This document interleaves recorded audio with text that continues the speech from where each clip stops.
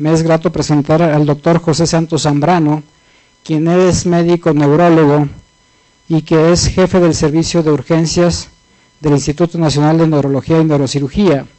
Además es profesor de la materia de urgencias neurológicas en la UNAM y también en el Instituto Politécnico, entre otras de sus funciones que desempeña. Él nos va a hablar esta noche sobre el manejo de las crisis convulsivas en la unidad de cuidados intensivos. Agradecemos su presencia y esperamos que sea de mucha utilidad para todos los audioescuchas.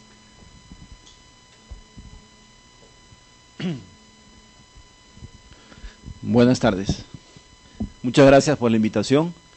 Es primera vez que voy a hablar a médicos intensivistas. Mantenemos una muy buena relación en el hospital, tenemos un área de terapia intensiva y prácticamente estamos fusionados. La sala de urgencias, porque tenemos también pacientes hospitalizados ahí, no es de estancia corta ahí. Y vamos a tratar de abordar un tema que pues está un poco complicado, porque si hablamos del manejo de las crisis epilépticas, sería prácticamente enfocarnos nada más en el manejo del estado epiléptico.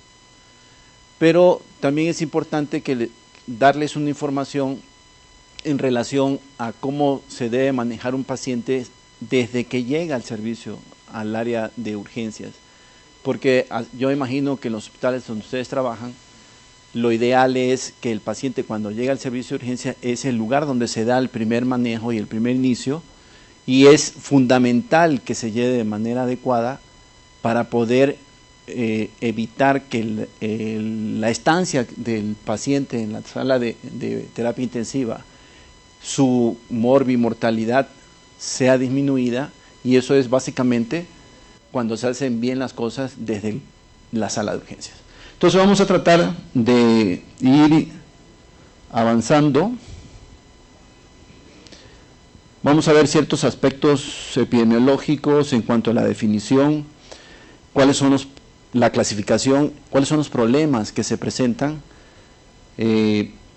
algo de estadística local, que es importante porque más o menos se semeja a lo que ustedes tienen en sus hospitales, cuál es el algoritmo de manejo, y básicamente mandarles un mensaje de que es momento de que tenemos que cambiar ciertos paradigmas que tenemos muy arraigados en cuanto al manejo del estado del paciente en las salas de urgencias y de terapia intensiva. Nada más números, es que en cuanto a las crisis, constituye una causa, de las causas neurológicas, una de las más frecuentes, ¿sí?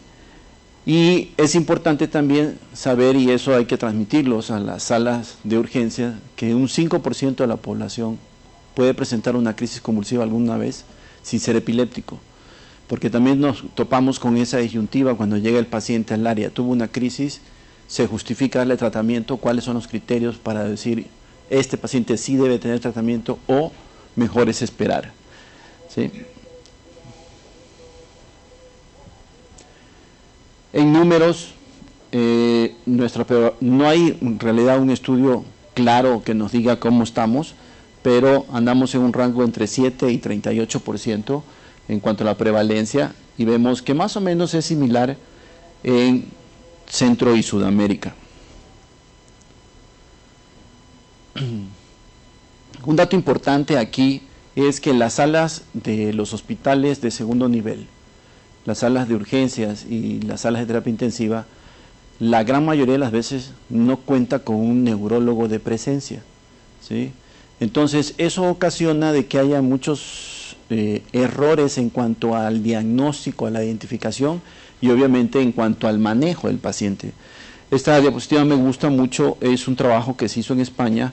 En España ahora están cambiando las cosas, ya hay neurólogos de presencia en los hospitales, antes eran interconsultantes, y aquí vemos cómo, hablando de crisis, solamente de crisis, tenemos que los pacientes, un comparativo entre el 2003, cuando no había médico neurólogo de presencia, y en el 2008, cuando lo hay, cómo se modifica el diagnóstico, por ejemplo, del paciente que tiene estatus epilépticos, cómo hay una un mejor diagnóstico cuando el neurólogo está presente.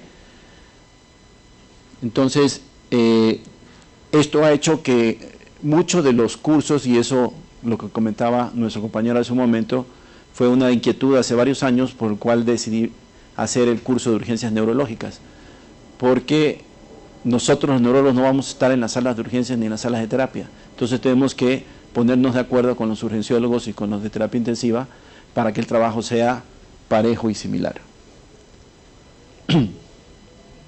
Esto es local, en el G.A. González, es un hospital general. Vean ustedes que el motivo de interconsulta son las más frecuentes hacia el servicio de neurología, son las crisis convulsivas, es el que más interconsultas hace de un hospital general. Nosotros tenemos un sesgo porque es un hospital de referencia, entonces todos son pacientes neurológicos, entonces no podemos hablar desde el punto de vista epidemiológico que esos números sean reales. Lo cierto es que para nosotros la primera motivo de consulta en el hospital son las crisis convulsivas. Le sigue la cefalea y después el evento vascular cerebral. Incluso como motivo de internamiento constituye la tercera causa de internamiento en el Instituto de Neurología. Aquí vemos un comparativo entre el instituto y un hospital alemán. Nosotros tenemos mucha hemorragia solenoidea y ahí vamos también metiéndonos en cuanto al manejo. Un buen porcentaje de los pacientes con hemorragia solenoidea va a tener crisis convulsiva en algún momento, y el manejo es un paciente muy difícil en las áreas de terapia intensiva, junto con el evento vascular cerebral, que podríamos decir que son los más complicados.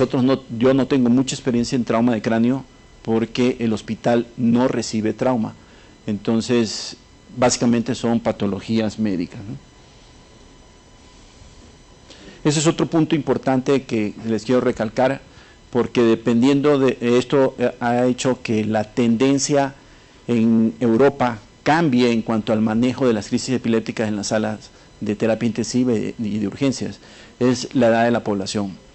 Nosotros vamos hacia una población envejecida. Para arriba del 2030, las 2/3 partes de la población va a estar arriba de los 60 años. Entonces vamos a tener patologías relacionadas a esa edad, de las cuales el evento vascular cerebral y las enfermedades neurodegenerativas son las más frecuentes. Por tanto, son patologías que se asocian a problemas de crisis epiléptica. Y esto se ha visto, es una publicación del 2005 en el Lancet Neurology, donde los extremos de la vida, incluso arriba de los 65 años, ya superó la edad pediátrica en cuanto a pacientes con epilepsia. Y este paciente es un paciente totalmente diferente en cuanto al manejo de los pacientes que tienen crisis convulsivas. Entonces, un paciente joven probablemente podríamos utilizar medicamentos de primera línea, pero este paciente que está polimedicado tenemos que saber cómo vamos a abordar este paciente y cuál es la mejor opción de manejo. En un estudio similar vemos cómo las causas a nivel del grupo de tercera edad está relacionado básicamente con la enfermedad cerebrovascular y con las enfermedades degenerativas. Entonces, estos pacientes usualmente tienen un manejo multidisciplinario previo a su ingreso al hospital. Y vamos a vivir más años, y eso es indudable. Ya la enfermedad vascular cerebral constituye la segunda causa de muerte en el mundo. Entonces, este es Alois, la descripción de Alzheimer con su primer paciente. Y estos pacientes, incluso cuando yo empecé a estudiar medicina, yo creo que a muchos de ustedes les pasó, nadie hablaba de epilepsia en un paciente con Alzheimer. ¿Por qué? Porque había pocos pacientes y porque vivían menos años. Ahora el paciente vive más años y estamos viendo el paciente que tiene crisis convulsiva con Alzheimer.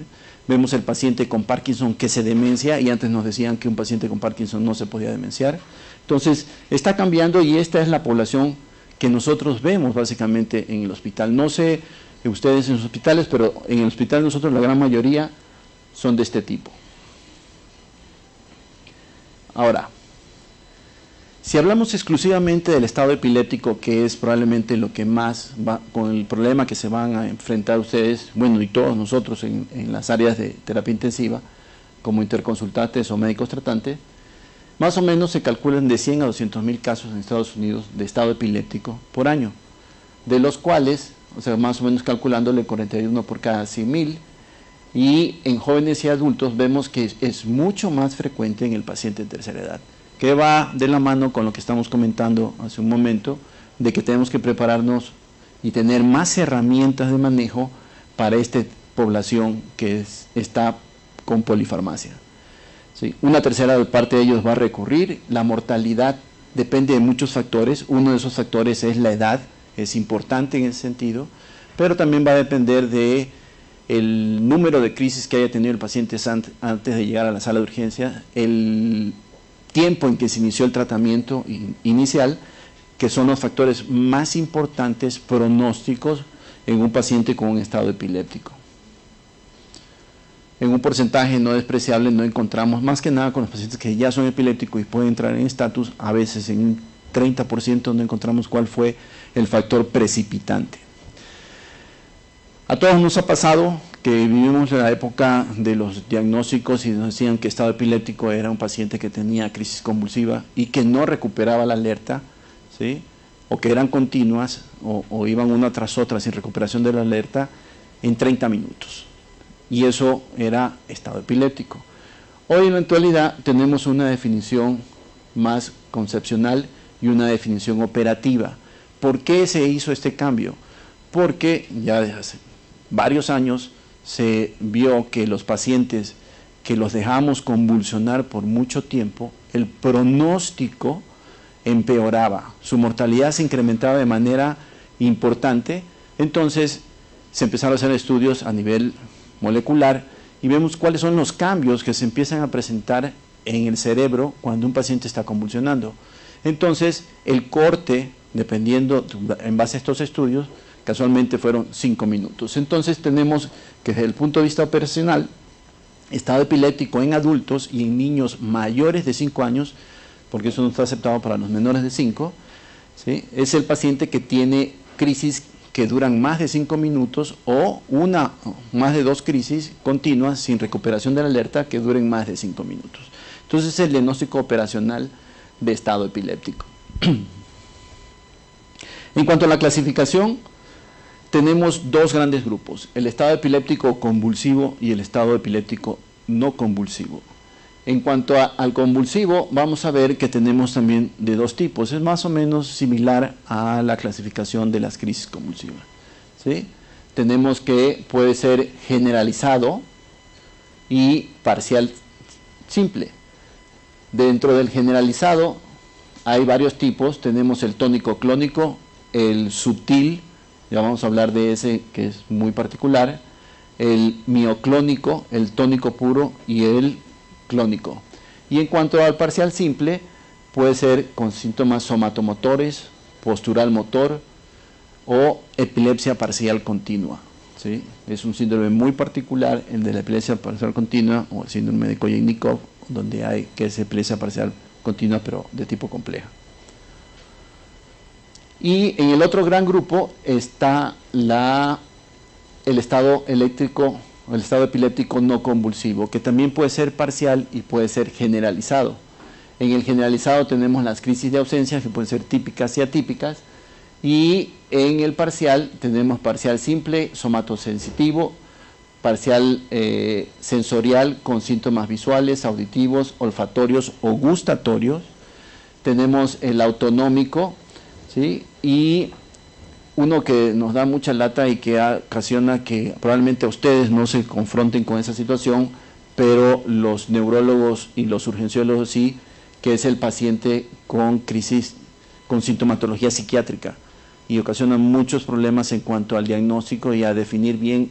Estos pacientes tienen un tiempo mucho más largo en cuanto a confirmar el diagnóstico y a iniciar el tratamiento. Y el estado parcial complejo.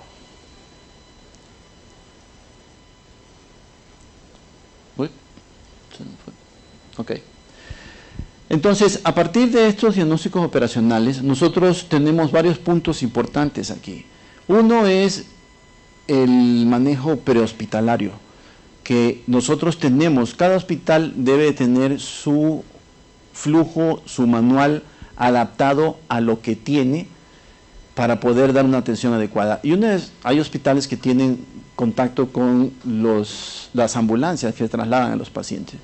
Y se habla mucho, hay muchos protocolos hoy que se están llevando a cabo en otros lados, en cuanto al uso de ciertos medicamentos desde que el paciente es encontrado en la calle o en su casa para tratar de yugular las crisis. Está el uso de estas benzodiazepinas por vía rectal, tenemos ya medicamentos que son inyectados por vía intramuscular, hay un protocolo que se está llevando a cabo en Estados Unidos para tratar de ver si cuando el paciente arriba al servicio de urgencia va a estar en mejor condición y cuál va a ser el pronóstico una vez que se sigue todos los pasos. Entonces, en ese sentido tenemos tres tipos de estado epiléptico. El estado epiléptico inminente, que es cuando el paciente tiene una crisis y no recupera la alerta, ¿sí?, que es 5 minutos, como lo habíamos dicho inicialmente, ¿sí? Este paciente, si se le dio tratamiento, qué bueno, ustedes saben perfectamente que el lorazepam no tenemos aquí en México, y el paciente cuando llega a la sala de urgencias normalmente es un paciente que no ha recibido ningún manejo. Entonces, si no ha recuperado alerta o sigue convulsionando, estamos hablando de que el paciente ya tiene un estado epiléptico establecido, y este es el que entra dentro de los 30 minutos, donde vamos a pasar por diferentes niveles de atención, siendo el primero utilizar las benzodiazepinas, que vamos a utilizar la que tengamos en el hospital. Si tenemos diazepam, usamos diazepam; si tenemos midazolam, usamos midazolam. Lo importante es saber con qué contamos para que nuestro flujo sea el correcto, que no haya equivocaciones. Vamos a hacerlo de esa manera, ¿sí? Vamos a esperar unos minutos, y también es muy importante, y hay estudios que han demostrado que si nosotros asociamos una benzodiazepina con la fenitoína, el porcentaje de respuesta es mucho más alto en cuanto a controlar las crisis, ¿sí? Pero dentro del manejo del paciente esos 30 minutos, una vez que fue administrada la benzodiazepina, ya sea el diazepam, el midazolam o el lorazepam, tenemos que utilizar medicamentos por vía endovenosa antiepilépticos, ¿sí? Estos antiepilépticos, muchos nada más teníamos, hace muchos años nada más la fenitoína, posteriormente llegó el ácido valproico, que el año pasado tuvimos desabasto, y posteriormente tuvimos al levetiracetam. Actualmente tenemos un nuevo medicamento que es la lacosamida, y ya en varias publicaciones en el manejo del estado epiléptico están hablando de un tipo de manejo por vía oral, de carga oral, con topiramato, ¿sí? Si el paciente persiste con crisis, el paciente ya está en un estado epiléptico refractario, y estamos hablando de que pasaría a la unidad de terapia intensiva, ¿sí?, donde el manejo va a ser con los ya conocidos perfectamente, ustedes manejan mucho mejor que nosotros, que es propofol, midazolam, el pentobarbital, lo que tengamos en el área. Y si el paciente no puede salir de ese estado epiléptico refractario, una opción es usar la ketamina. Hay ocasiones que usamos esteroides. Dependiendo del tipo, de la causa, la etiología del estado epiléptico, a veces usamos inmunoglobulina, y hemos llegado incluso a utilizar plasmaféresis en el hospital. Aquí hay un dato importante, que es una limitante que tenemos casi todos los hospitales, que es el monitoreo electroencefalográfico. Lo ideal en un hospital, cuando sospechamos que un paciente tiene estado epiléptico, es que debe estar conectado a un electroencefalograma. Todavía más ideal si es video electroencefalograma, para nosotros poder saber cómo vamos a ir ajustando los medicamentos en su momento. Una vez que llegamos al brote de supresión, que lo vamos a mantener por 12 a 24 horas, y vamos a estar haciendo el retiro del medicamento posteriormente, pero en base a un monitoreo. Paciente que es emergido después de 24 horas y entra nuevamente en estatus, estamos hablando de que su mortalidad está arriba del 70%. Es un refractario que va a ser muy difícil de manejar. Pero muchas veces tenemos el equipo, pero no tenemos el personal para hacerlo. Entonces, una de las cosas que se recomiendan en los hospitales es que lo hemos hecho, entrenar al personal de enfermería para hacer los montajes, y el residente debe de hacer el curso de electroencefalografía básica para saber cuándo el paciente está en brote de supresión y cómo tengo que irlo manejando en base a los hallazgos de este electro. Esto es un poco más de lo que les comentaba en cuanto a los tipos de estado epiléptico desde el punto de vista operacional, ¿sí? Que esto es lo que nos va a determinar básicamente la agresividad con la que nosotros vamos a estar actuando con el paciente.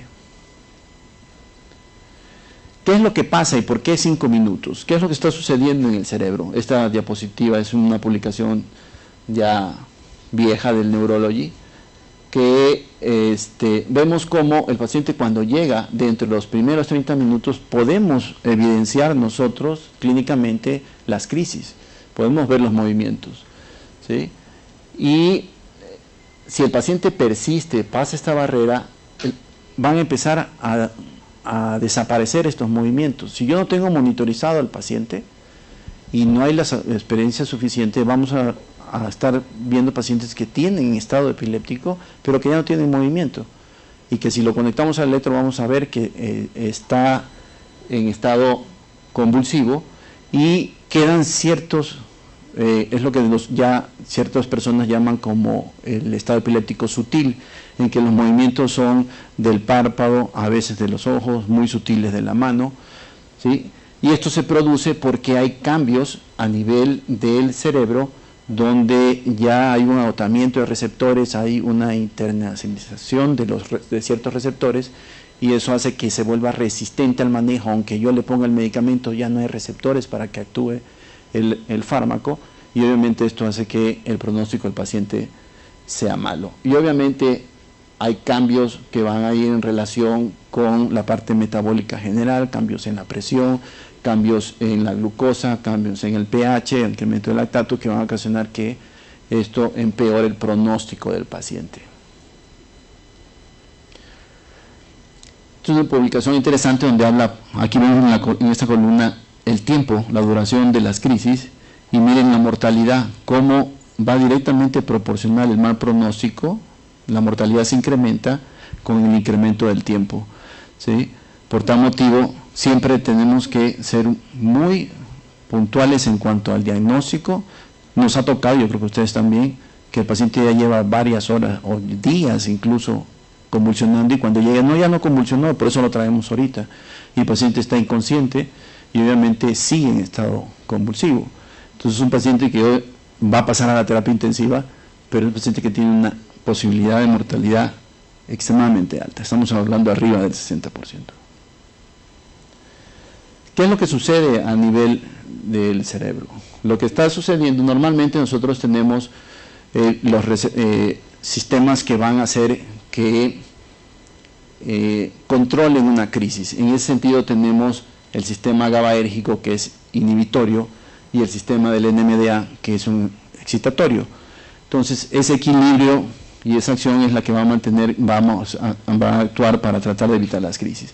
Cuando un paciente está en estatus epiléptico, estos receptores GABAérgicos se van a meter, se van a agotar, y aunque nosotros tengamos el medicamento, y básicamente benzodiazepinas, que son las que actúan a nivel de estos receptores, van a estar agotados, y el paciente no va a mejorar aunque le pongamos la benzodiazepina.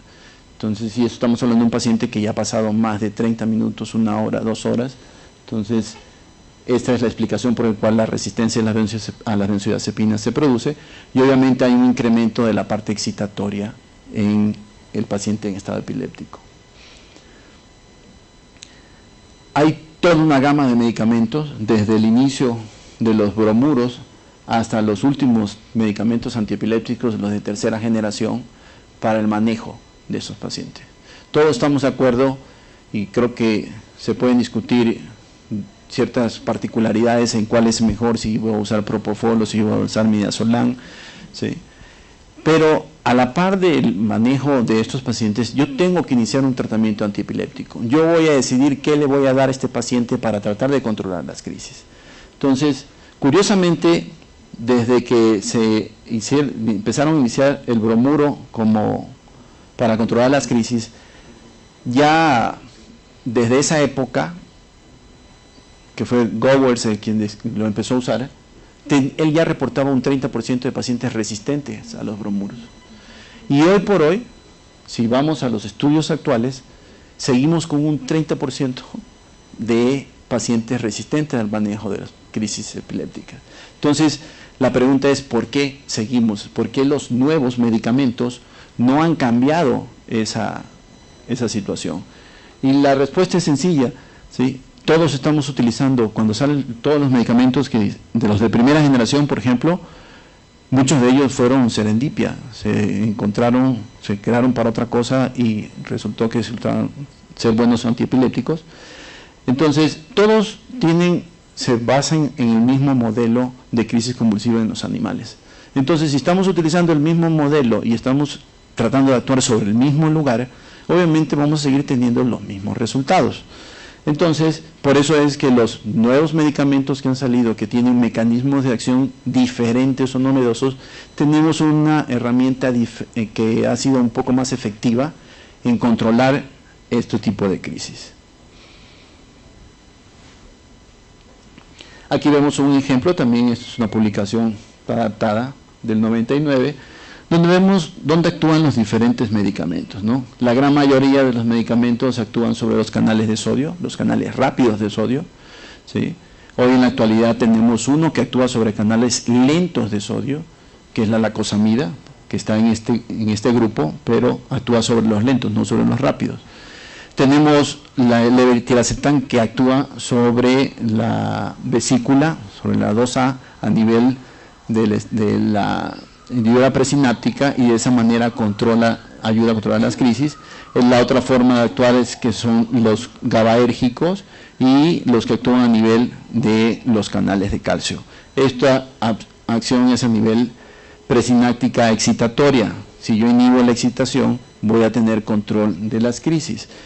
Y tenemos el otro aspecto, que es en la presináptica inhibitoria, ¿sí? Básicamente es GABA, y dentro del GABA las que actúan sobre ese nivel son las benzodiazepinas, el felamato, el topiramato y los barbitúricos. Entonces, en base a eso, yo tengo que decidir qué manejo voy a darle al paciente. Aquí hay un montón de listas, y si uno agarra con tantos medicamentos que hay, yo voy a hacer combinaciones, son miles las posibilidades de combinaciones que yo puedo hacer de antiepilépticos con los antiepilépticos actuales en un paciente con crisis. Entonces, yo tengo que tomar decisión en un paciente que llega o ya lo tengo internado por otro motivo y empieza a convulsionar en mi servicio. Entonces, yo voy a tener que decidir qué voy a darle a ese paciente. Entonces, tenemos que dentro del paciente, si hablamos del general, que el 65% se va a controlar con un solo medicamento, nos va a tocar que 3 de cada 10 pacientes van a requerir de una politerapia porque no van a responder a un solo medicamento. Entonces, dependiendo de la edad del paciente, de la etiología del proceso de que está ocasionando la epilepsia, yo voy a decir qué tratamiento le doy. Los que actúan a nivel de sodio, ya todos los conocemos: carbamazepina, fenitoína, lamotrigina, oscarbazepina. Y los que actúan, como les dije hace un momento, en los canales lentos, es la lacosamida. De los bloqueadores de calcio, tenemos la etosuximida, la gabapentina y la pregabalina, ¿sí? Y los GABAérgicos, también los comentamos hace un rato, que básicamente son barbitúricos y benzodiazepina, ¿sí? Vigabatrina y tiagabina. Diferentes modos de acción, básicamente los que lo tienen es el levetiracetam, que actúa sobre la vesícula sináptica en la proteína 2A, la cetazolamida, que es un medicamento viejo que se usa, inhibe la anhidrasa carbónica, y otros que tienen múltiples mecanismos o son llamados de amplio espectro, ¿no? Entonces, yo voy a tener que decidir un tratamiento, y en ese tratamiento, en base al conocimiento que yo tengo de los modos de acción de los medicamentos, yo tengo que decidir.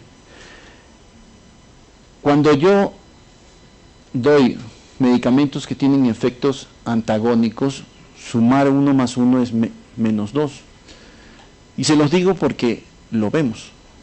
Nosotros vemos frecuentemente que el paciente llegue tomando medicamentos que actúan sobre el mismo sistema, combinaciones frecuentes, carbamazepina, fenitoína, ¿sí? O combinaciones que no son adecuadas porque tienen efectos antagónicos o inducen su metabolismo. Entonces, nosotros tenemos que saber que la mejor opción, podemos tener efecto aditivo. ¿Qué es esto?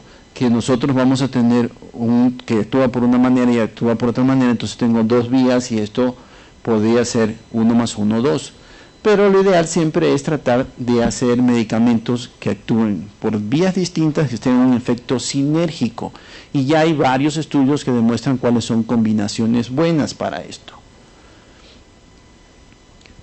Entonces, en ese sentido, para combinar los medicamentos, siempre es importante hacer el diagnóstico correcto. No es lo mismo tener un paciente que tenga crisis parciales, ¿sí?, de inicio parcial secundariamente generalizada, para yo decidir qué le voy a dar, ¿sí? Entonces, la gran mayoría de las veces cuando interrogamos a un paciente es, ¿qué le pasó a su familia, a su paciente? Es que perdió la conciencia y lo más aparatoso es la fase tónica y la fase clónica de la crisis, ¿sí? Y uno tiene que interrogar, no hubo desviación de la mirada, no hubo un grito previo, porque será importante si el paciente tuvo un inicio parcial, porque si tuvo un inicio parcial yo voy a decidir un tipo de medicamento. Si es generalizada, puedo usar otro tipo de medicamentos. Mucha gente es cómoda y lo hacemos nosotros también con los antibióticos. ¿Qué hacemos? Utilizamos un medicamento de amplio espectro que le pega a todo y así podemos sacarnos eso y decir, a lo mejor ahorro el tiempo en otra cosa y no estar interrogando tanto al paciente. El interrogatorio en estos casos siempre es indirecto, ¿sí? Y si nos toca a nosotros ver la primera crisis en la sala de terapia o de urgencia, pues bueno, tenemos la fortuna de ver cómo empezó y a veces aún así es complicado o difícil hacer el diagnóstico adecuado. Siempre hay que iniciar con monoterapia, ¿sí?, antes de adicionar cualquier medicamento. No se recomienda dar 2 medicamentos de entrada. Si puede estar el paciente en estatus en ese momento, tengo que utilizar un medicamento y tengo que ver cómo responde para decidir si adiciono otro o no. Y es toda una discusión esto. Si hay un grupo que dice, si falló la primera, me lanzo directamente a dar 2. Hay otro grupo que dice, no, si falló una primera mono, puedo intentar una segunda mono. Y si falla, incluso hay gente que dice una tercera, y el porcentaje de respuesta con esos cambios de monoterapia va disminuyendo de manera exponencial y en realidad no se justifica. La tendencia en la actualidad es, si falla la primera monoterapia, es lanzarse a biterapia, ¿sí? Seleccionar el FAE tomando en cuenta las interacciones con otros medicamentos, y ahí viene la parte en la unidad de medicina crítica, que son medicamentos que están recibiendo son pacientes que están recibiendo múltiples medicamentos, que están muy inestables, que están requiriendo de muchos fármacos que pueden de alguna manera interaccionar, y ahí viene la ventaja de decir, bueno, si lo que yo estoy utilizando actúa más a nivel hepático, entonces trato de usar un medicamento que no tenga metabolismo acelerado. Si el problema es más renal, trato de utilizar un medicamento que no tenga alteración sobre la función renal. Entonces, uno va decidiendo dependiendo de individualizar a cada paciente. Las dosis óptimas. Nosotros seguimos viendo pacientes fenitoína 100 miligramos cada 24 horas. ¿Sí? Si uno no da la dosis óptima del paciente, uno no puede decir que el fármaco falló. Para decir que un paciente ha fallado y es refractario, tenemos que haber dado 1 o 2 medicamentos a las dosis adecuadas, y obviamente que el paciente no haya tenido efectos adversos, ¿sí?, y para el tipo de crisis adecuado. Si no, si yo le doy a un paciente fenitoína y lo que tiene es un estado mioclónico, lo puedo empeorar, entonces estoy actuando de manera equivocada. Entonces el diagnóstico es importante. Tenemos que agregar, eso ya lo vimos en la diapositiva anterior, el fármaco antiepiléptico que tenga múltiples mecanismos de acción, ¿sí? Tenemos que de alguna manera potencializar esta situación. Evitar combinar fármacos antiepilépticos con mismos mecanismos de acción, la famosa combinación DFH-carbamazepina. Los dos actúan sobre sodio y es una combinación muy frecuente, y normalmente esa combinación lo que hace es que se da a dosis subterapéutica y el paciente acude a un hospital de tercer nivel solicitando atención porque tiene epilepsia de difícil control. Obviamente no lo podemos catalogar en ese caso. siempre, siguiendo con esta guía, es administrar de forma lenta y cuidadosa el nuevo fármaco antiepiléptico. Cuando podemos, cuando se puede, intentamos reducir el que primero se puso y que por motivos agregamos un segundo, entonces tratamos de quitar el primero, ¿sí? O tratamos de quitar el menos efectivo. Hay que intentar, hay muchas combinaciones en este caso. Agregar un tercer fármaco es muy discutido. La ILAE nos dice que un paciente con más de 3 fármacos antiepilépticos no se justifica, ¿sí? Sin embargo, nosotros usamos 4, incluso hasta 5, ¿sí? Y es una situación que a veces no lo vemos con el paciente, en que llegan y te dicen, doctor, mire, yo tengo una diaria, antes tenía 5, tengo una con esta combinación y yo no hay problema, yo soy refractario, pero sigo que prefiero estar así y no quiero que me agregue más ni me quite más, así que entonces es importante también lo que el paciente quiere. Combinaciones recomendadas. Tenemos el paciente lamotrigina, ácido valproico. Es una buena opción, tiene un sinergismo que está demostrado. El problema de esta combinación es que la lamotrigina tenemos que titularla, no la podemos dar a dosis alta de inicio. Tenemos que hacer un incremento progresivo que no vaya más allá de 50 miligramos por semana. De hecho, es un riesgo cuando lo hacemos de esa manera. ¿El riesgo cuál es? Casi la mitad de los pacientes desarrollan un estado alérgico y pueden desarrollar Steven Johnson, que puede complicar al paciente. Cuando logramos hacerlo, esto es realmente difícil de hacer en una sala de urgencias o en una sala de terapia intensiva, pero es una combinación que ha demostrado ser muy efectiva, ¿sí? En los casos de ausencias, una buena opción es la etosuximida y el ácido valproico. Otros que tienen una buena combinación y efecto sinérgico, que ambos son, por llamarlo de alguna manera, de amplio espectro, que es el topiramato y el ácido valproico. Estos sí los podemos utilizar en las áreas de urgencias. La carbamazepina, los carbamazepina y el ácido valproico tienen una acción también que de alguna manera ha mostrado ser combinable, ¿sí? Tenemos otros medicamentos como el levetiracetam y la lacosamida, o la lacosamida asociado a fármacos que no actúen sobre sodio, ¿sí? Esta combinación ha mostrado ser útil. Los que tienen más experiencia en esto son los españoles. Ellos tienen la ventaja de poder tener en su arsenal de fármacos todos y pueden utilizarlos todos sin ningún problema. Combinaciones que no se recomiendan son las que ya les he estado mencionando frecuentemente, como la carbamazepina y la fenitoína, carbamazepina y la motrigina, ¿sí? Tenemos que tener en cuenta, ya vimos que muchos de estos pacientes son pacientes de tercera edad. Estos pacientes hay medicamentos que pueden alterar la parte cognitiva, ¿sí? Entonces tratamos de no utilizarlo porque vamos a empeorar al paciente. Vamos a tener otros aspectos que son los que ustedes manejan mucho en la terapia, si el paciente es hepatópata, si el paciente ya tuvo reacción a algún medicamento o si el paciente tiene problemas cognitivos.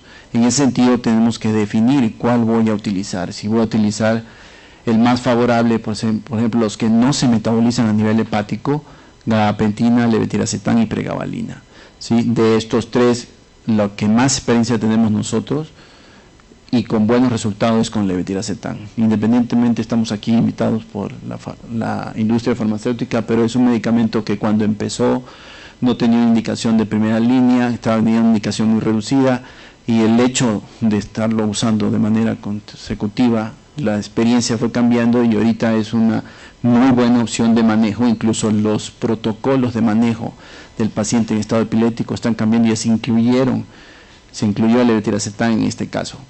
Es menos favorable todos los que se metabolizan a nivel hepático. También recordar que el valproato puede ser hepatotóxico. Y una situación importante, muchos de estos pacientes tienen que pasar a cirugía. El ácido valproico actúa sobre la función plaquetaria y complica la cirugía. Entonces, aunque hay lo ideal, y es una tendencia que ya cambió también en el hospital, ya los cirujanos no entran con ABP, entran con otro medicamento. De las opciones endovenosas que tenemos hoy por hoy en el mercado es el levetiracetam o la lacosamida, pero ya la ABP lo evitan cuando el paciente va a entrar a cirugía por este problema a nivel plaquetario. Normalmente, si tenemos antecedentes de rash cutáneo, las opciones es gabapentina, leve, pregabalina, topiramato, valproato. Nos ha tocado ver pacientes con rash por valproato, pero es poco probable, ¿sí? Y cuando hay problemas cognitivos, la mejor opción es la motrigina y la cosamida. De hecho, la motrigina y la pregabalina son los antipilépticos que más utilizan hoy por hoy los psiquiatras, ¿sí? El psiquiatra está utilizando mucho estos medicamentos porque son buenas opciones, y más aún en el paciente de tercera edad. Otros factores que influyen es el peso. Todos sabemos perfectamente el efecto que tienen los antipilépticos en el peso. Si voy a iniciar un tratamiento, no lo voy a castigar si el paciente sale de la sala de urgencias o de terapia después de haber estado en un estatus y va a tener que requerir tratamiento posterior, ¿sí? Tengo que también tomar en cuenta esa situación. Si el paciente tiene sobrepeso, pues puedo empeorar la situación si yo utilizo ácido valproico, pregabalina o gabapentina, porque estos me van a hacer que incremente el peso. Tenemos ahí una buena opción con el topiramato, que este es de amplio espectro, es una buena opción que hace perder peso. El problema con el topiramato es que puede producir un poco de lentitud, dificultad para encontrar las palabras, ¿sí? Entonces, como pueden ver, es toda una gama de opciones que tenemos que ir conociendo, que tenemos que tenerlos enlistados para tomar decisiones. Hay ocasiones que las crisis pueden empeorar con los antiepilépticos. Aquí tenemos un ejemplo frecuente en los pacientes que tienen ausencias y mioclonías, que empeoran cuando utilizamos un medicamento que actúa sobre sodio, básicamente carbamazepina, ¿sí? La fenitoína puede empeorar muchísimo las mioclonías, la pregabalina de la misma manera. Entonces tenemos que identificar perfectamente el diagnóstico. Muchas ocasiones, ¿qué pasa con el que tiene epilepsia mioclónica o que tiene mioclonías? El diagnóstico en esos casos está extremadamente retardado, porque las mioclonías son usualmente en la mañana. El paciente se sacude y a veces adolescentes o niños y no se les presta atención, y es hasta que se generaliza y tiene una tónico clónica generalizada que acude al servicio de urgencias y lo llevan al hospital, y en ese momento lo que les llama la atención es la crisis generalizada, y es frecuente que empiecen con medicamentos tipo carbamazepina y fenitoína, que hay alguna parte, la fenitoína es como la Coca-Cola, todos los tenemos en alguna parte del cerebro, que es difícil. Si pensamos en refresco de cola, lo primero que se nos viene a la mente es coca. Pero si pensamos en un antiepiléptico, lo primero que se le viene a la mente a los médicos es fenitoína, ¿sí? Y es muy frecuente que los pacientes empeoren, incluso caigan en estatus, y ahí sí es por un mal manejo del paciente.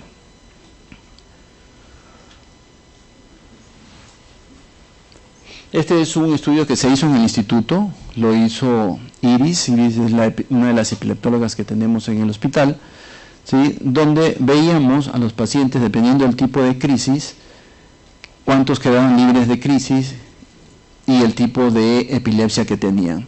Aquí vemos los pacientes con crisis sintomática, libres de crisis. Si ustedes comparan el paciente de epilepsia sintomática con epilepsia idiopática, vamos a ver que los pacientes que persisten con crisis más frecuentemente son los que tienen epilepsias lesionales, ¿sí? Y es entendible. Si yo tengo una lesión en el cerebro, puedo dar medicamentos, pero la lesión va a persistir y obviamente el paciente va a continuar convulsionando. Entonces siempre lo importante en este caso es identificar si estamos ante cuando llega el paciente, si efectivamente es una crisis. Eso es fundamental. Les voy a poner unos ejemplos para que vean qué errores cometemos cuando llega un paciente a la sala de urgencia. El interrogatorio y visualizar adecuadamente cómo fue la crisis, para yo decir, esto sí es una crisis convulsiva, es la primera o ya ha presentado otras. El paciente, dependiendo de eso, yo voy a definir qué tipo de manejo le voy a dar al paciente.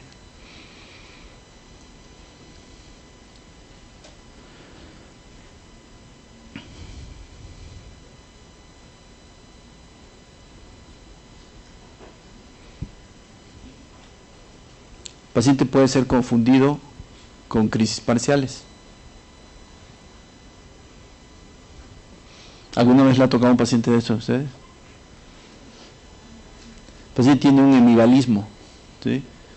Y el problema aquí es un evento vascular cerebral. La causa más frecuente de los hemivalismos son eventos vasculares cerebrales y son continuos. ¿Sí? Si uno no sabe, dentro del diagnóstico diferencial están los movimientos involuntarios en el paciente que tiene, cuando hacemos el diagnóstico diferencial.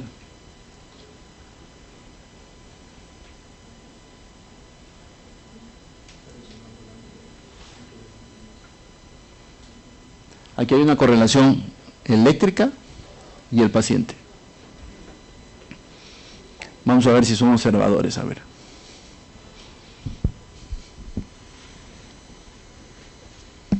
Vean cómo el paciente está despierto y vemos su trazo. Empieza a tener un poco de la mirada fija, tiene versión de los ojos y hacia atrás.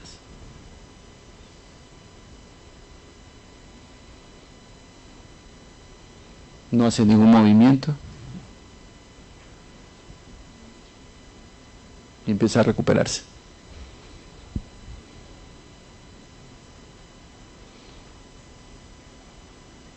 ¿Qué les llamó la atención del paciente? Hay un tipo que no está, la parte clínica sí. Normalmente cuando un paciente tiene crisis, difícilmente cierra los párpados. Pero aquí hay un dato importante. Si ven el electro, vamos a repetirlo.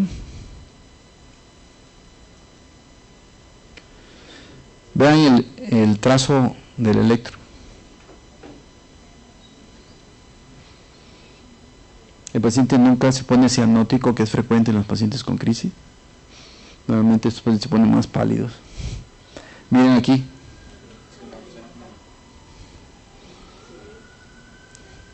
Se va ampliando. Y ya no hay. Y pierde la conciencia. Lo que tiene es un síncope. ¿Sí? Y estos pacientes son enviados, o sea, se le hizo todo esto porque fue enviado como epilepsia de difícil control. ¿Sí?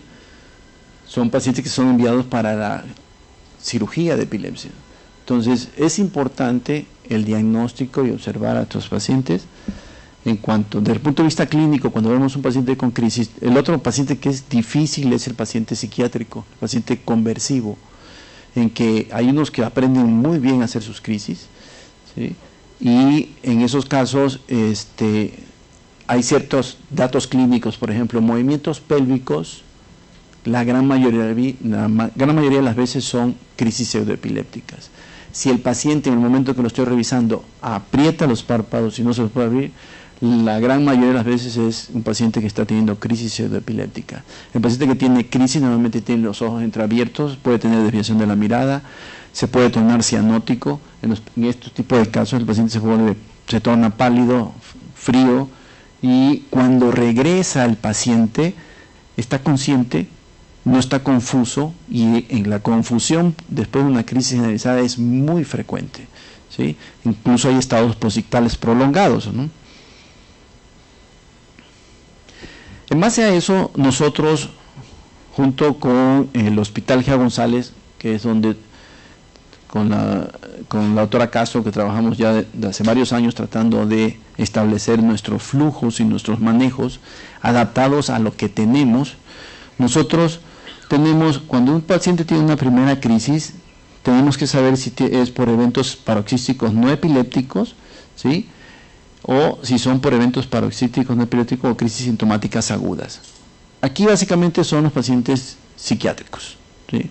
En que no sabemos exactamente, es el diagnóstico más difícil, el diagnóstico es de exclusión. Lamentablemente tenemos con facilidad a dar ese diagnóstico, pues esto está tensa, lo que está es estresada, y referimos al paciente. Entonces tenemos que tener presente que es un diagnóstico de exclusión, que esa paciente va a tener que hacer un estudio de imagen, va a tener que hacerse un electroencefalograma.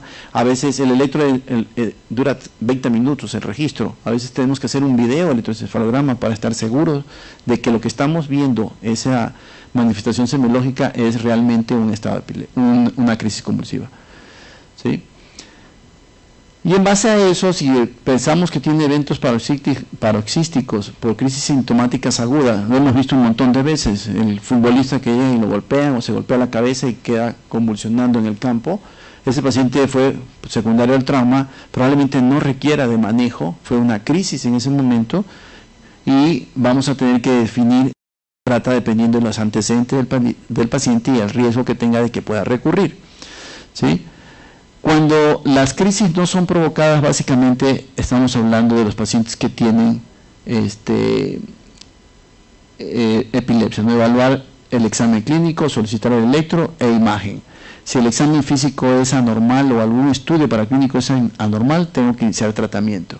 Si el examen físico es normal y los estudios paraclínicos son normales, la historia es importante para decidir si yo tengo que darle tratamiento o no a este paciente, ¿sí? Si es compatible con una crisis o no, y tenemos que tomar en cuenta si el paciente efectivamente tiene datos de posible una crisis. Un aspecto que hay que tener presente es la actividad del paciente. Dependiendo de la actividad del paciente, yo voy a decidir qué tipo de antiepiléptico le voy a dar. Muchos de estos antiepilépticos producen sedación y los pacientes que manejan maquinaria, no es adecuado dar ese tipo de medicamentos, ¿sí?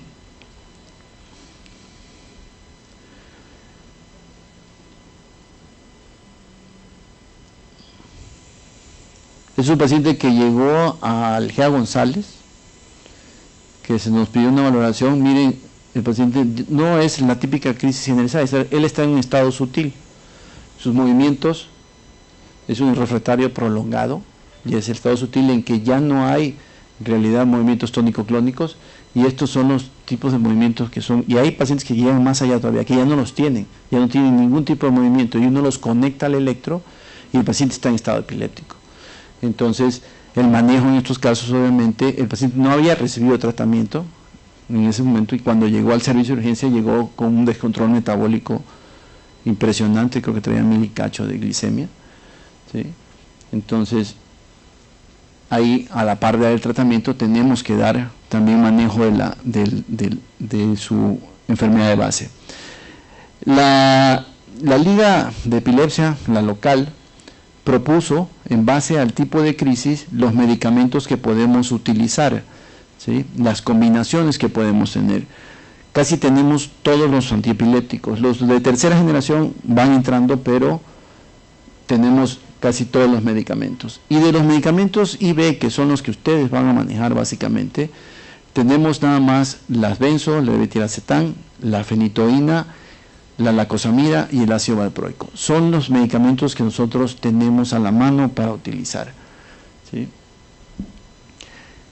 Y vamos a decidir, dependiendo del tipo de crisis, cuál es el que más me conviene. Si el paciente empezó con crisis focales secundariamente generalizada y no tengo acceso al ABP en mi hospital ni al levetiracetam, pues ni modo, uso DFH, ¿sí? Entonces impregno, utilizo la vía endovenosa en ese caso. Entonces, tenemos, dependiendo del tipo de crisis del síndrome epiléptico, yo voy a decidir qué tipo de medicamentos voy a dar. Aquí vemos cómo los que actúan sobre canales de sodio, los de canales lentos y canales rápidos. Básicamente de los rápidos, de los lentos tenemos la lacosamida, ¿sí? Tenemos las benzodiazepinas que actúan a nivel GABAérgico, y los que actúan a nivel de los canales de calcio y sobre la vesícula, que son los que utilizamos en este caso. Las etiologías son múltiples y las más difíciles o de peor pronóstico son los que tienen eventos vasculares cerebrales y los que tienen tumores.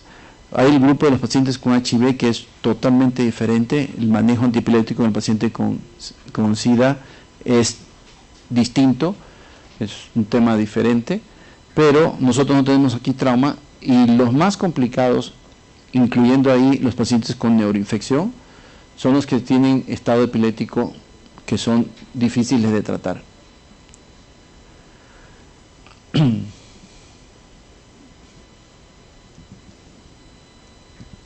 Entonces, insistir nuevamente que de las opciones, tenemos que tener en cuenta que es el tiempo. Yo voy a infundir el medicamento. Tenemos una limitante con la fenitoína, que su tiempo de infusión es muy lento, igual con el valproato, no así con el levetiracetam y la lacosamida, que podemos infundirlo entre 5 y 10 minutos. ¿Sí? Entonces podemos utilizarlo. Y la idea es invitarlos a que tomen una decisión diferente al uso de medicamentos tradicionales como la fenitoína. ¿Por qué les digo eso? Bueno, del propofol y midazolam, cuando el paciente ya tiene más de 30 minutos, tiene que pasar a terapia intensiva, donde se tiene que intubar y tenemos que decidir cuál es la mejor opción. Nosotros tenemos más experiencia con propofol. El problema de propofol es que ustedes saben que es toparse con el síndrome de propofol, que es muy cardiotóxico y podríamos tener mucha inestabilidad y muerte del paciente. Cada uno tiene sus ventajas y desventajas, que básicamente es la experiencia que nosotros vamos a ir adquiriendo en base de lo que estamos utilizando. En el estado no convulsivo, el ideal son las benzodiazepinas. Si yo tengo un paciente que no tiene crisis convulsiva, la única forma de diagnosticar es mediante un electroencefalograma, donde vamos a encontrar puntas ondas agudas o complejos de punta onda aguda en un paciente que tiene un cuadro clínico muy particular, abigarrado. ¿Sí? Creo que esta es una paciente que está despierta, que se está interrogando en ese momento, pero está contestando cosas que no son a las preguntas que se le hacen. Y aquí vemos el electro, como el paciente tiene ondas agudas, tiene un electro generalizado, ¿sí? Pero no está convulsionando. Este es el típico ejemplo de un paciente con estado eléctrico no convulsivo, ¿sí? Este paciente obviamente pues no había recibido tratamiento, y en estos casos ellos responden muy bien a las benzodiazepinas.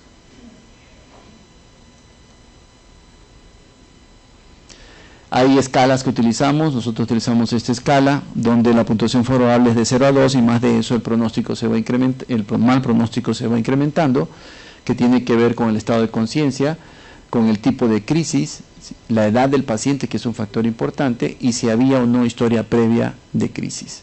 En base a eso uno hace un puntaje, y si suma arriba de 2, obviamente el pronóstico va a ser peor. Siempre, si no lo tienen, pues lamentablemente hay que hacer gestiones para poder tenerlo, pero es importante hacer un monitoreo. Todo paciente que está en la terapia intensiva con diagnóstico que ha convulsionado debe de tener monitoreo con un video electroencefalograma, o por lo menos monitoreo continuo de electroencefalografía, porque en base a eso yo voy a hacer los ajustes a los medicamentos. ¿Cuál es la evidencia actual? Y ahí es donde viene la parte de que cambiar ese paradigma en cuanto al manejo.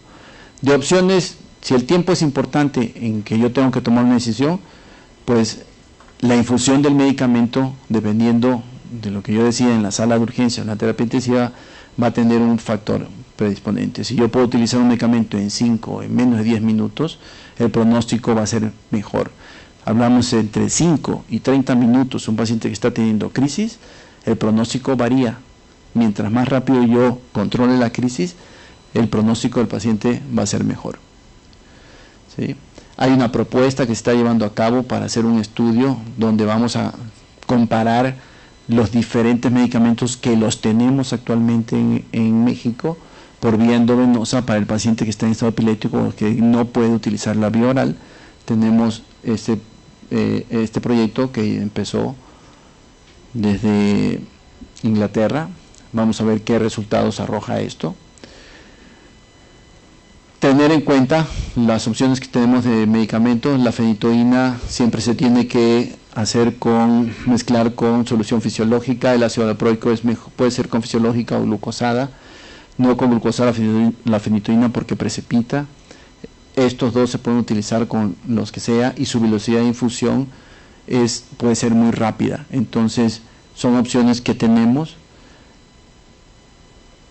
Y algo que les dejo ahí en su atención es que si nosotros vemos la efectividad que tienen los medicamentos cuando un paciente llega en en el manejo del estado epiléptico, miren cómo la fenitoína tiene una tasa de efectividad de un 43%.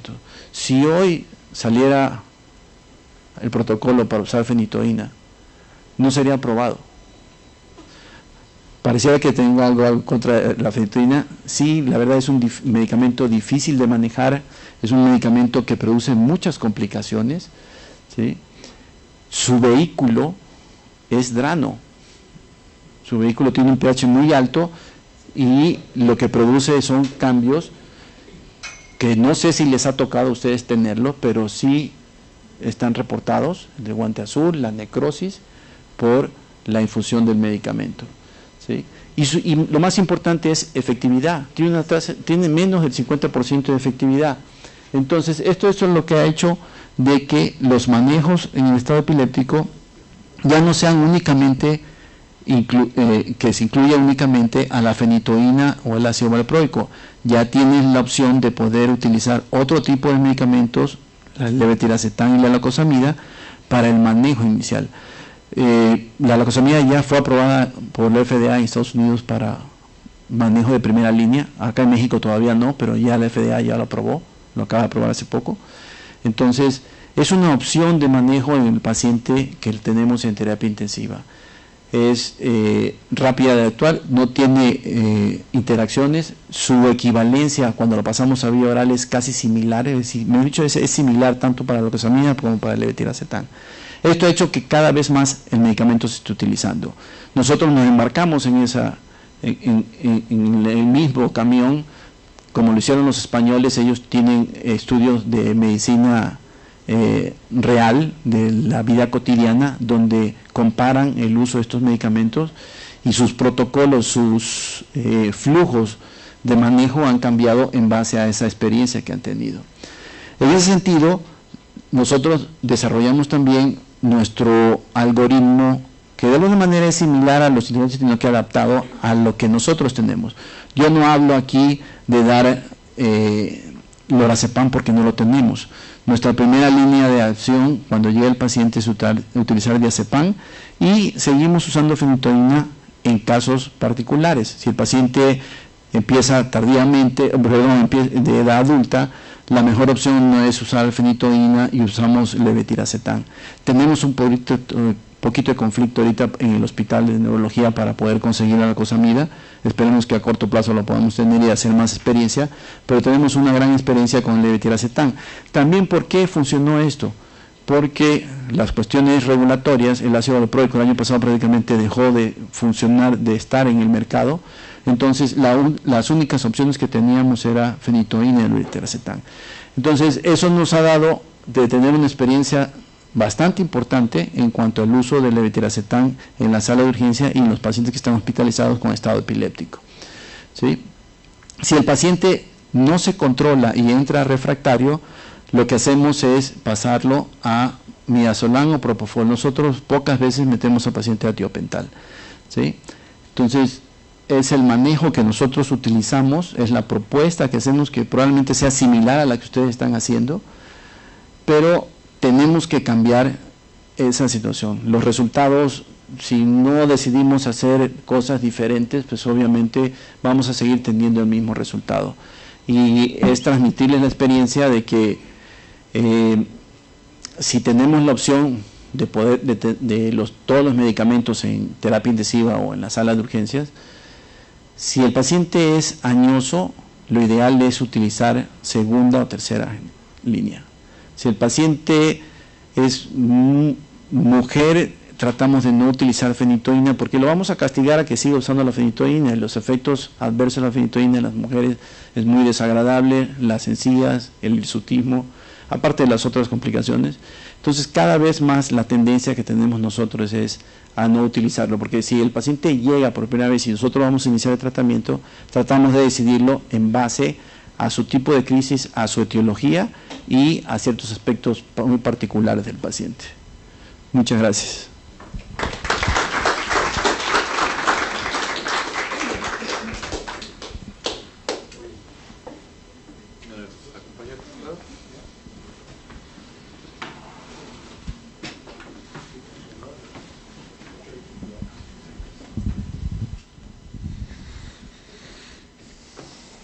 Bien, pues antes que nada agradecerles a la audiencia, ha ido incrementándose en el transcurso de la sesión. También agradecer a los 178 personas que están ahorita conectadas. Gracias también entre ellos médicos de Argentina y de Guatemala. Espero que no estén pasando por la crisis de agua que tenemos, por exceso de agua en algunos estados de aquí de la República Mexicana. Espero que ellos estén mejor, aunque creo que allá les está cambiando el clima. Sabemos que están en primavera, creo que ellos se le están pasando mejor que nosotros. Me ha parecido muy interesante, sobre todo considerando que el área de expertise del doctor habla mucho de cómo han ido avanzando las cosas y en muchos de nuestros hospitales e instituciones todavía no tenemos o disponemos de toda la amplia gama de medicamentos. Y quizás, ese es mi punto de vista, al que a lo mejor comparten algunos, es el hecho de si tenemos realmente, un sistema de vigilancia adecuado para detectar ese tipo de problemas. Dos, la infraestructura en los diferentes hospitales para hacer diagnósticos adecuados y no diagnósticos equivocados que nos lleven a un mal manejo. Y tercero, pues creo yo que la disponibilidad de más medicamentos para poder nosotros avanzar a una mejor terapéutica, obviamente mejorando la calidad en la respuesta a ese tipo de pacientes. Primero que nada quisiera aprovechar en lo que esperamos saber si hay preguntas de la audiencia a larga distancia. Si alguien de aquí tiene alguna pregunta o duda, directamente para... Sí, doctor. Un comentario.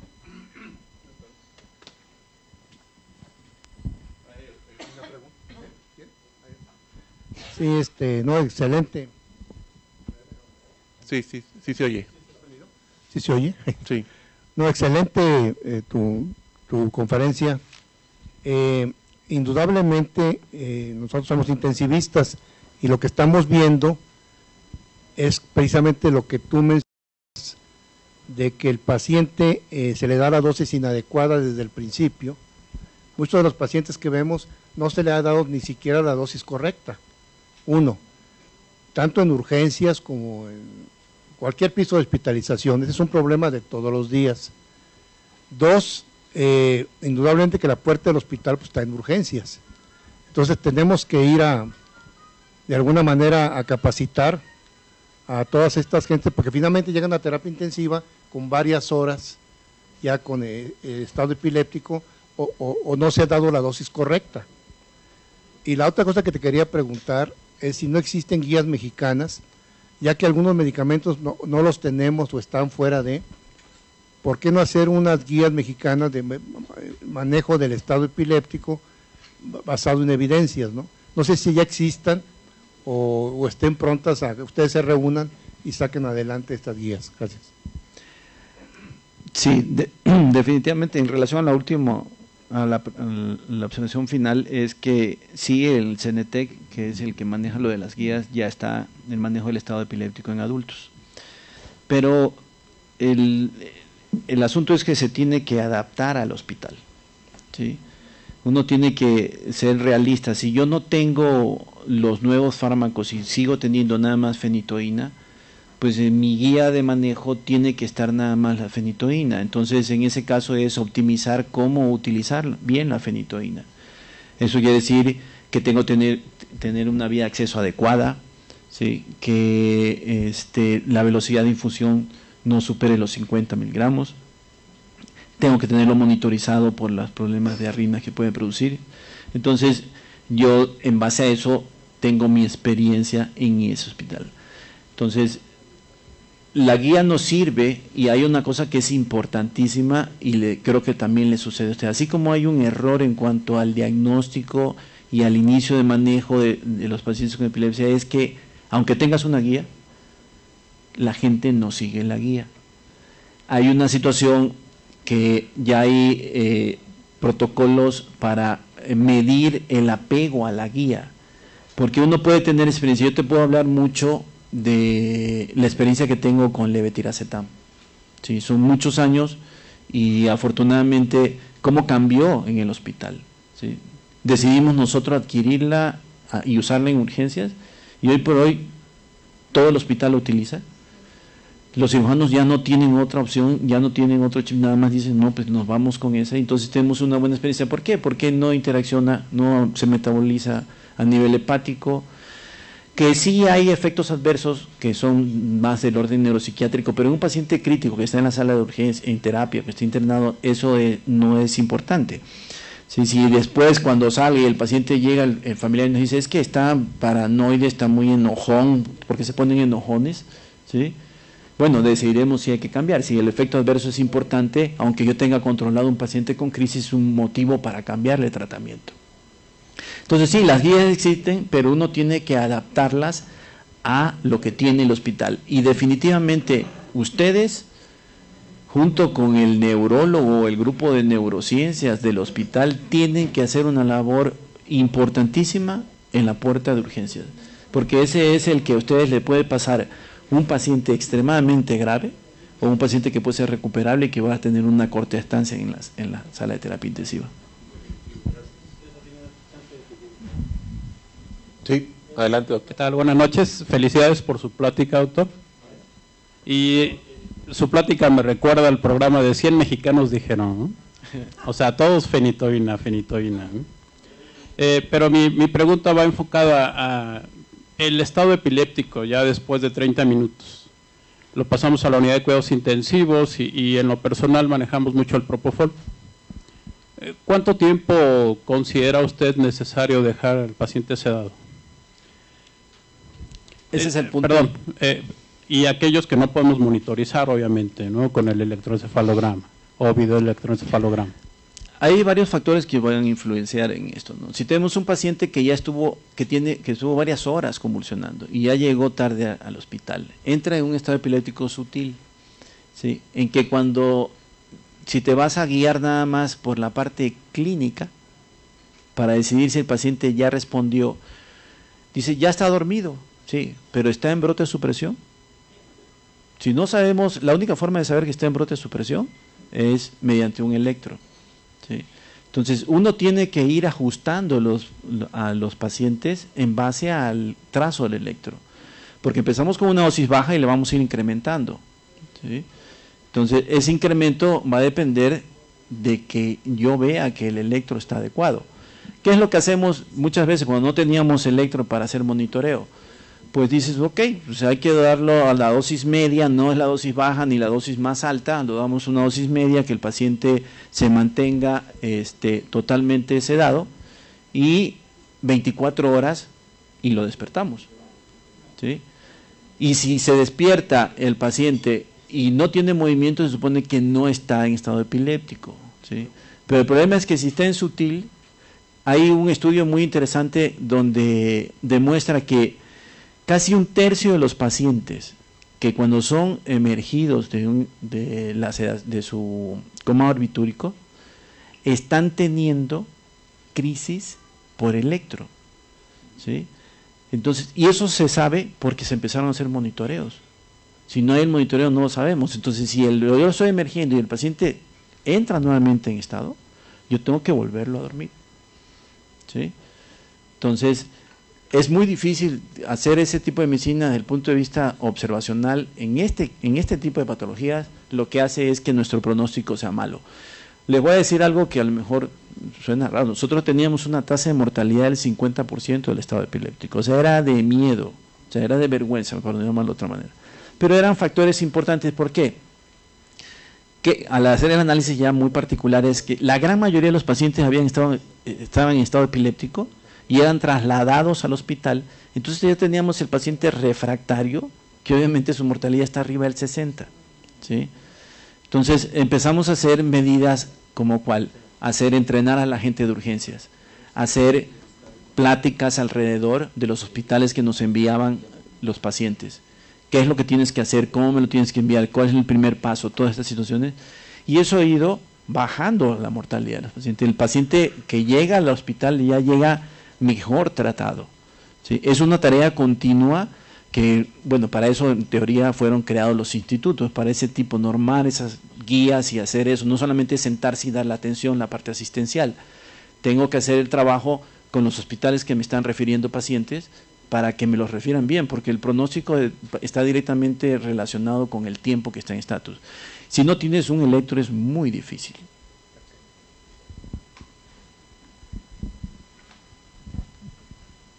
Hay más de 100 preguntas entre la audiencia que está electrónica. Vamos a optimizarlas. Una de ellas es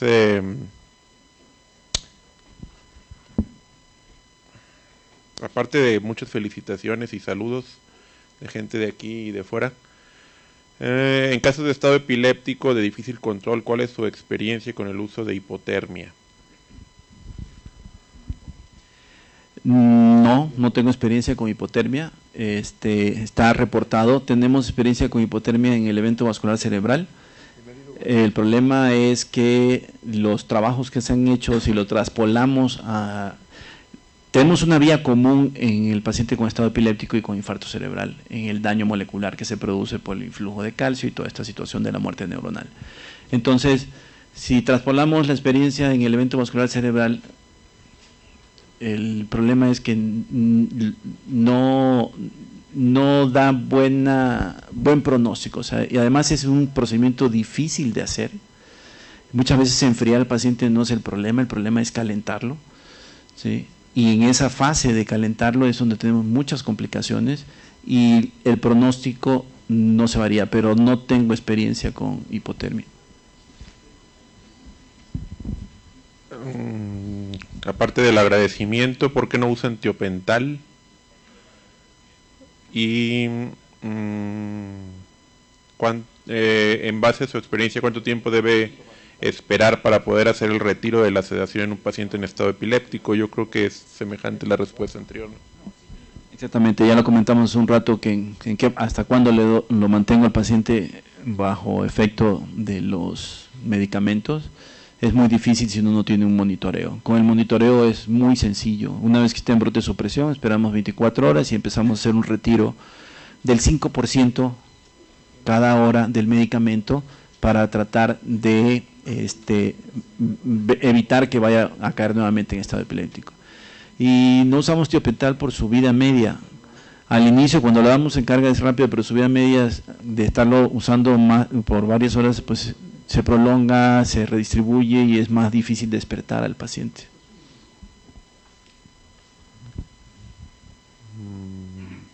El índice biespectral en UCI para monitorizar el manejo del estatus epiléptico, ¿es útil? Perdón, ¿el índice qué? Biespectral, el BIS. Ahí sí, no desconozco, no tengo yo, no, ahí sí. Esas sí son más de manejo de ustedes. Que... Es un monitor muy pequeño, una zona muy pequeña, es más nada para monitorear el nivel de ácido. Es que no lo tenemos en el hospital nosotros. Como nosotros sí conectamos al paciente, entonces aquí lo más importante, nosotros lo llevamos, entra en coma y es llevarlo a brote de supresión. Entonces ya está en brote de supresión y el paciente hemodinámicamente no está inestable, entonces lo mantenemos así. Sí. Voy a dar una pequeña opinión. La verdad es que acuérdense que el monitor de BIS es muy selectivo, es una zona muy pequeña. Entonces yo he visto que les colocan un casco que es alrededor de 30 y tantos electrodos. Entonces creo que es obvio que para poder monitorizar toda la zona del cerebro, no creo que sea de muy buena utilidad un BIS que tiene de 3 a 4 sensores. Bueno, esa es una opinión muy personal, no la tomen mucho en cuenta, no es mi área de experiencia. En el paciente con trauma severo, no sé si tanto nos puedes ayudar, ¿sigue siendo adecuada la opción de manejar de manera profiláctica al paciente con DFH o se puede utilizar algún otro de los nuevos fármacos? Es una discusión entre los neurólogos la profilaxis con antiepilépticos. Si el paciente no ha convulsionado, no está indicado. Es mi postura. ¿Sí? te lo pongo más, todavía más complicado el asunto. El paciente con hemorragia subaracnoidea, que el riesgo de que tenga crisis convulsiva es alto y si convulsiona que pueda resangrar. Hay todo un grupo que dice que no es recomendable utilizar de manera profiláctica porque el pronóstico del paciente se empeora, le va peor a los que le dan de manera profiláctica de FH. Nosotros en trauma de cráneo severo, la verdad, como es un hospital que no recibe trauma, no tenemos mucha experiencia, pero por la experiencia de colegas, si el paciente no ha convulsionado, no lo utilizan.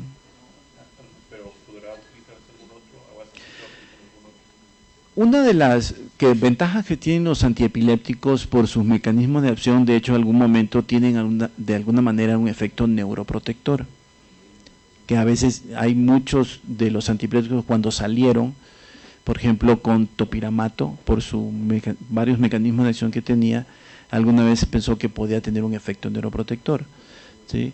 Pero al llevarlo a la práctica con los pacientes, no modifica el pronóstico de los pacientes. Entonces, si yo voy a utilizar un antiepiléptico es porque tengo dudas o nos dijeron que bueno, existe la posibilidad que haya tenido crisis o que tenga un electro que esté anormal. En el trauma de cráneo severo los electros se vuelven muy anormales. Entonces, a veces, hoy la tendencia está cambiando con los epileptólogos. Antes decíamos, tratamos pacientes y no tratamos electros. Si el paciente clínicamente no ha tenido historia de crisis, yo no tengo por qué darle tratamiento, aunque el electro me diga que está alterado, ¿sí? Entonces, actualmente los electros se están proponiendo que sean más prolongados, que no sean de 20 minutos, y que si yo tengo una actividad epileptiforme franca, como una punta aguda, una onda aguda, eso es epileptiforme, se justifica de alguna manera utilizar el medicamento aunque el paciente no haya tenido crisis. Hay un grupo que ya lo está haciendo, ¿sí? Pero ¿cuál es el problema? Que muchos electros tienen cambios inespecíficos. Tiene por ahí un brote de ondas lentas y no es epileptiforme, que muchas veces lo hemos leído en los electros que nos dicen cambios no específicos en el ritmo cerebral. Entonces, si no es epileptiforme, no se justifica. Esta pregunta es un poquito selectiva, pero bueno, el mejor tratamiento para las miotonías en la ataxia de Friedreich, yo creo. No sé si...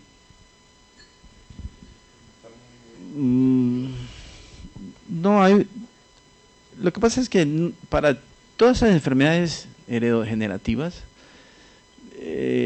no hay un tratamiento adecuado. O sea, hay experiencia utilizando antiepilépticos en este tipo de ataxias, hay experiencia utilizando antiepilépticos en los pacientes que tienen corea de Huntington, por ejemplo. Se les da ácido valproico, ¿sí?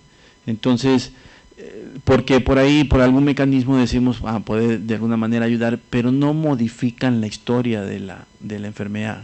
El paciente no se modifica la historia natural. Entonces, sí, por ahí alguien puede reportar algo, que hubo algo de mejoría.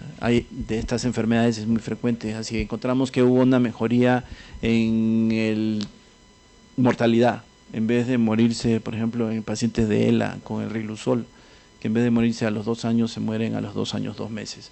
O sea, no es así es. Entonces, sí se están utilizando antiepilépticos en varias enfermedades heredodegenerativas con respuesta que pensamos más que ayudan es a otras áreas, no a la enfermedad en sí, ¿sí? Los psiquiatras, ahí viene la experiencia de los psiquiatras. Los psiquiatras utilizan muchos antiepilépticos como moduladores afectivos, ¿sí? Y de alguna manera el paciente, ¿qué pasó con la pregabalina cuando empezó a usarse? Los pacientes se les quitaba la ansiedad, ¿sí? Para mi opinión no es tan buen medicamento para controlar las crisis, muy bueno para dolor, y los pacientes se les quita la ansiedad. Entonces, el paciente experimenta una mejoría clínica, pero por la apreciación de su enfermedad, pero no es que haya de alguna manera influenciado esto. Entonces, sí hay experiencia que se justifique darle a los pacientes. Además, la ataxia es rarísima. Ahorita las van por, no recuerdo qué número ya, son todas por diagnóstico molecular y el pronóstico no se modifica. Y antes de que sigan llegando más, te voy a lanzar las 3 últimas preguntas, si no, no vamos a terminar de aquí a la medianoche. Una de ellas, sí aparte me parece interesante, es el electroencefalograma es un monitoreo eléctrico. O sea, en cuanto al monitoreo, aquí lo mencionan como dinámico, cerebral, quizá yo diría aparte dinámico metabólico, en el cual podemos medir otras sustancias, o oxígeno en especial. ¿Qué tipo de monitoreo utilizan en este tipo de pacientes? Esa es una. La otra, si hay clara evidencia de peores resultados con el uso profiláctico de DFH en las crisis convulsivas del EB6 isquémico. Pero ¿qué hay del levatiracetam? ¿O hay algún estudio concluyente con algún otro anticonvulsivo? Y la última, ¿es recomendable utilizar el diazepam vía rectal?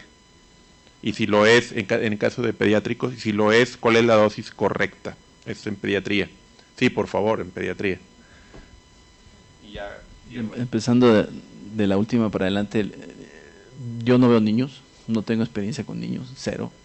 Entonces, pero sí es una muy buena opción. Uno de los problemas con los niños y con el otro extremo, que son los ancianos, es la canalización del paciente. Entonces, la vía rectal es excelente. Sí, pero cero, yo no tengo experiencia con eso. Del monitoreo, el monitoreo va a depender mucho de la etiología del estado epiléptico. ¿Sí?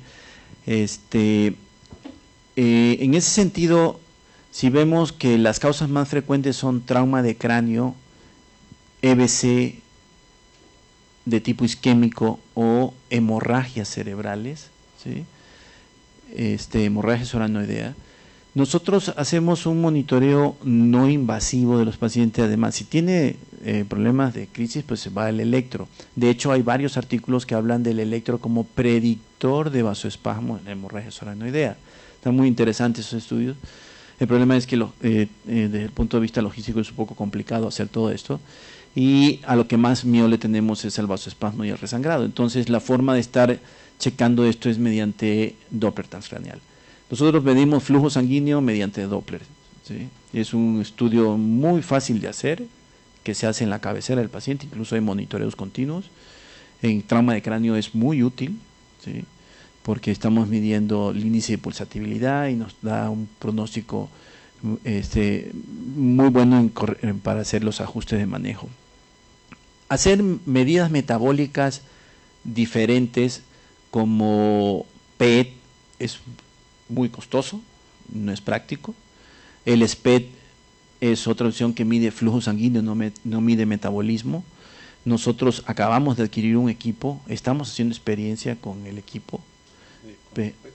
Sí, tenemos un PET-CT en este momento, estamos trabajando más con pacientes con tumores y con demencias, pero la forma de monitoreos, aparte del electro, básicamente que es más fácil de hacer y relación con la patología es con Doppler transcraneal.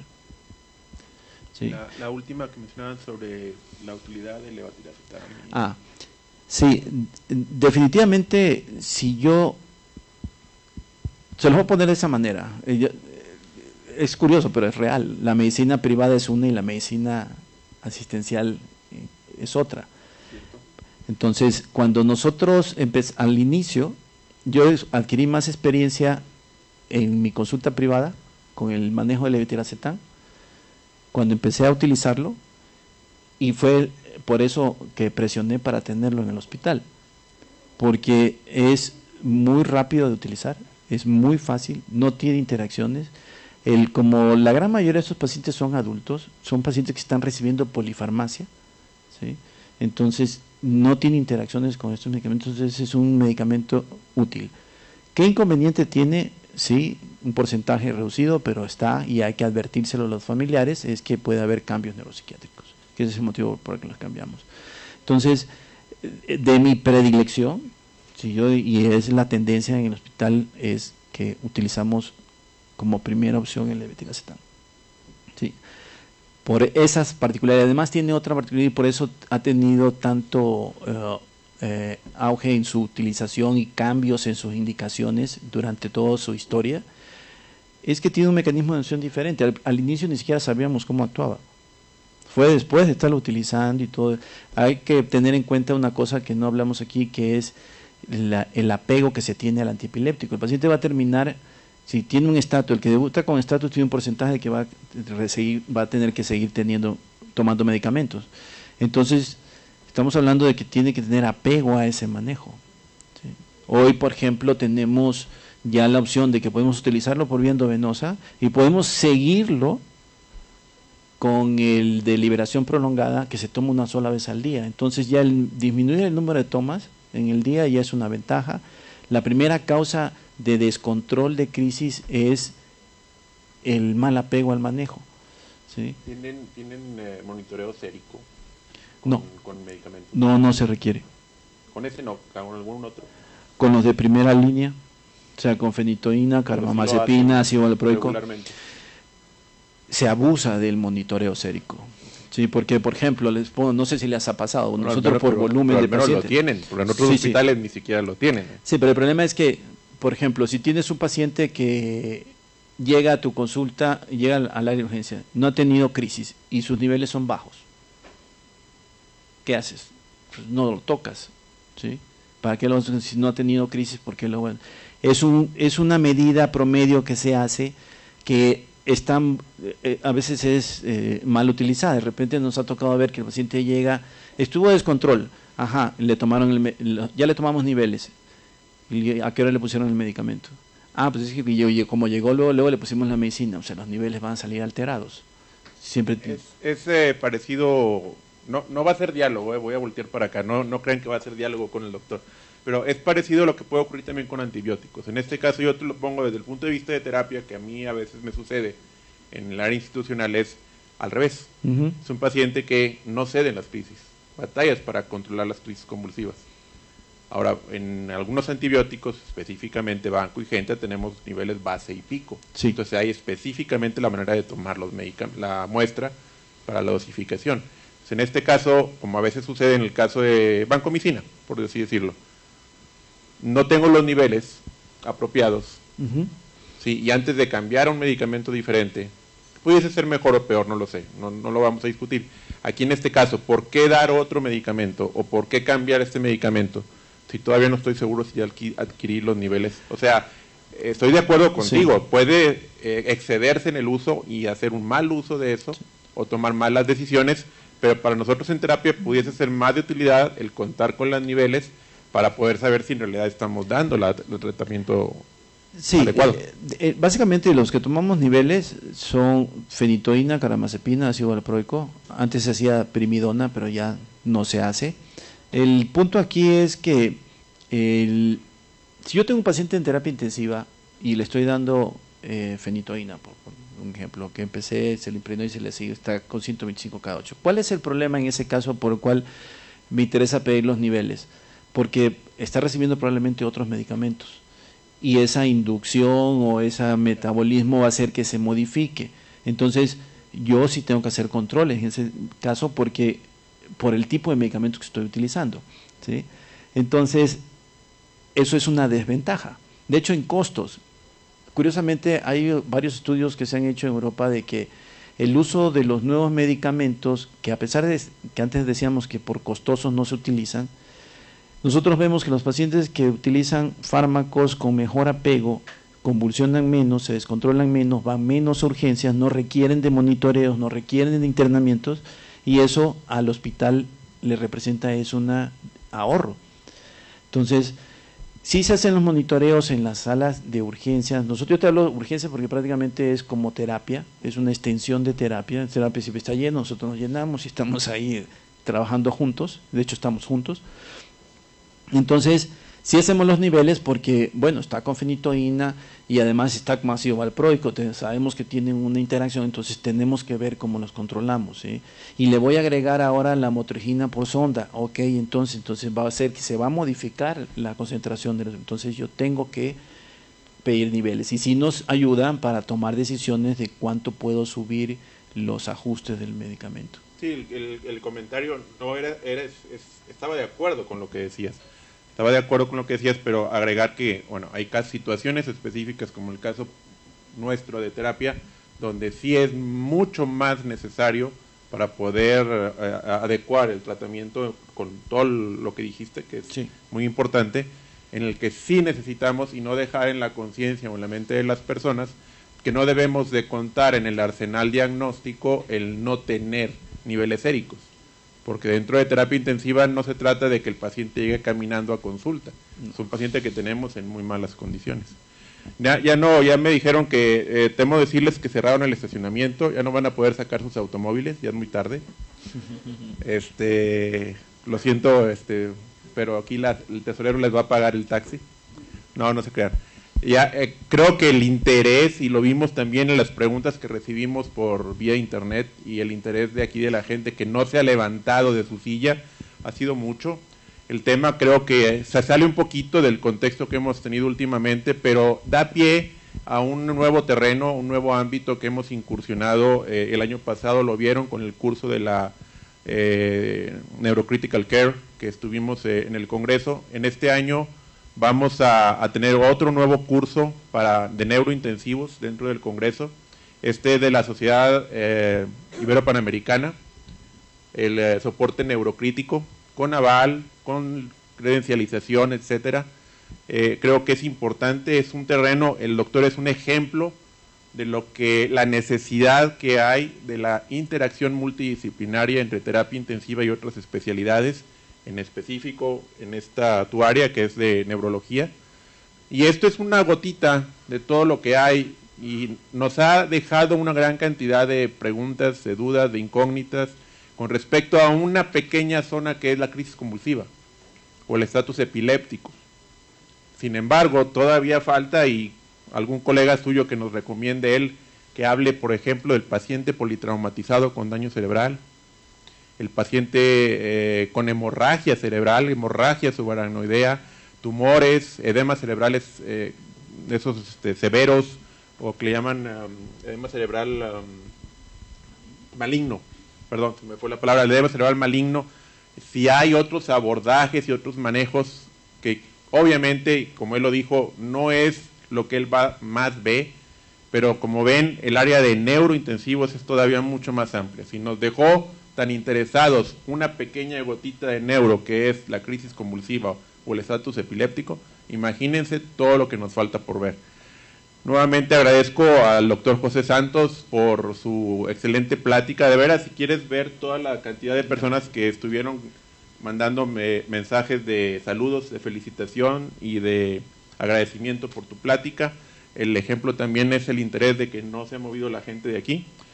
Yo creo que podemos contar con él en alguna otra ocasión, y aprovechar nuevamente para recordarles lo que mi compañero les dijo, el doctor López Orozco. Estamos prácticamente a un mes de lo que ya hemos llamado Semana de Medicina Crítica, porque en esta ocasión son 7 días, de los cuales 3 de ellos están exclusivamente dedicados a esta nueva interacción del colegio con la Society of Critical Care Medicine. Tenemos por primera vez en México el curso de revisión de la Critical Care, el famoso MCCRC. Es el curso que se da fuera de los Estados Unidos. Si no me equivoco, son 5, 6, máximo 7 cursos fuera de Estados Unidos que se han dado, pero en México va a ser la primera vez. Inclusive viene gente de Centro y Sudamérica a tomar el curso con nosotros. Entonces, creo que es para quienes todavía tengan interés y de verdad se estén enterando, todavía hay oportunidad. Nos quedan 5 lugares, no se crean. Podemos tener lugar hasta 200 personas, llevamos prácticamente 100. El chiste es que necesito saber para poder pedir los libros. Y por otro lado, el curso de neurocríticos, el curso de ultrasonografía Doppler, el curso de monitoreo hemodinámico, y obviamente toda la cantidad de talleres y cursos que hay, y los simposiums con todos los invitados nacionales y extranjeros que tenemos. del miércoles, domingo, lunes y martes es el curso de revisión, miércoles, jueves, viernes y sábado el tradicional evento con simposios y talleres.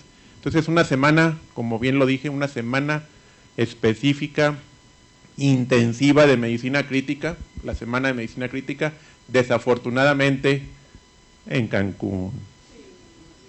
Pero les dejamos la tarde libre para que tomen el sol. Nuevamente, gracias al doctor José Santos por su excelente plática, esperamos contar con usted pronto, y muchas gracias a todos ustedes y a todos los que estuvieron al pendiente a través de la vía electrónica.